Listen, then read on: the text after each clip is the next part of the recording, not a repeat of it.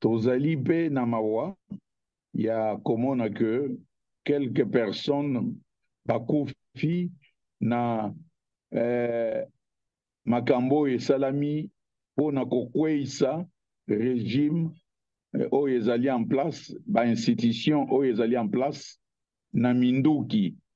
alors que tosi tojura na constitution na biso que soki olingi kozwa pouvoir zwa pouvoir wana na ndenge que okokende maponami kosala compétition électorale. Donc soki organisation ya société civile human rights ndenge alobi bon ezali mosala na bango, mais tozozela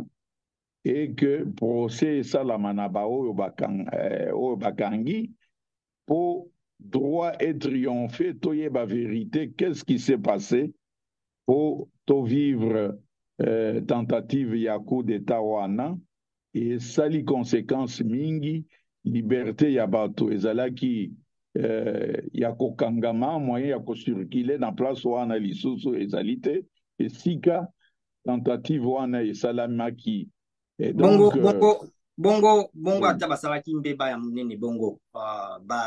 mbilili etamboli human rights ezoloba yango bato misusu bazobomba bango na mai bazomeka kokima baza na minduki te bakoki kokanga bango te bakoki ndenge mpe banyokoli mpe bamosusu babomi bango bisika mosusu bavideo eza ebele human rights elobi yango.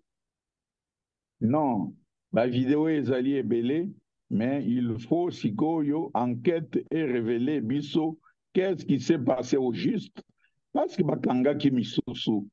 otomonaki na bavideo mosusu bazaki tolo pamba tout ça, mais bato yango tomonaki bango mpe bazalaki na batenu bazalaki na minduki bagangaki bakriaki yango nde fallait koboma bango. Non, babomi combien? Yo kokoloba combien babomi?